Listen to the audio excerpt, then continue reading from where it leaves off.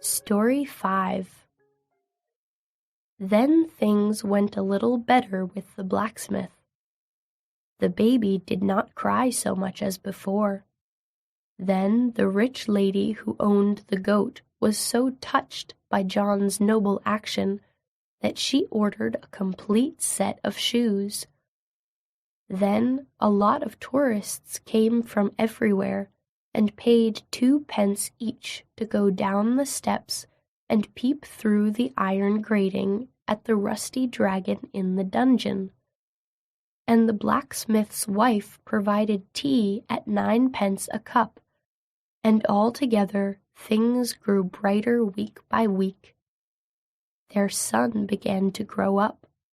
He was named John after his father, and called Johnny for short. He was great friends with Tina, the daughter of the whitesmith who lived nearby. She was a dear little girl with yellow pigtails and blue eyes, and she was never tired of hearing the story of a real dragon in the dungeon of the old castle. The 2 children often went together to peep through the iron grating at the dragon, and sometimes they heard him mew piteously.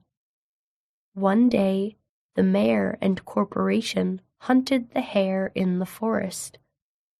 They came screaming back to the town gates with the news that a lame, humpy giant was coming over the marshes towards the town.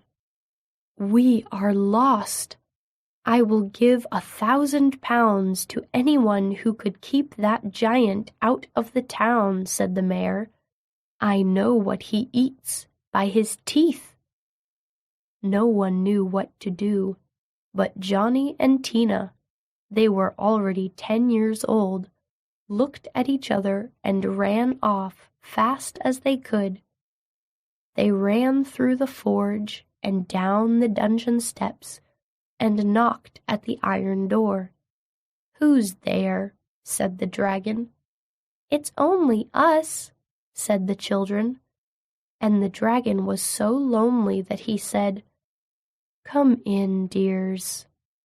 So they went in and talked to him, and told him what the weather was like outside, and what there was in the papers, and at last Johnny said, "There's a lame giant in the town. He wants you." "Does he?" said the dragon, and showed his teeth. "I want to get out of this." "Are you going to fight him?" asked Tina. "No," said the dragon. "I'm all for peace. Just let me out, and you will see." So the children loosed the dragon from the chains and the collar, and he broke down one end of the dungeon and went out.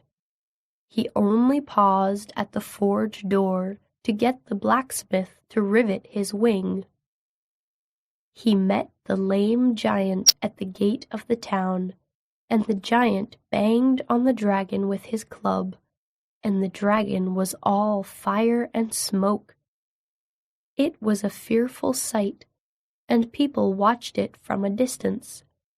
They fell off their legs with every bang, but always got up to look again. At last the dragon won, and the giant sneaked away across the marshes. The dragon, who was very tired, went home to sleep. He promised to eat the townspeople in the morning. He went back into his old dungeon, because he was a stranger in the town, and he did not know of any other respectable lodging.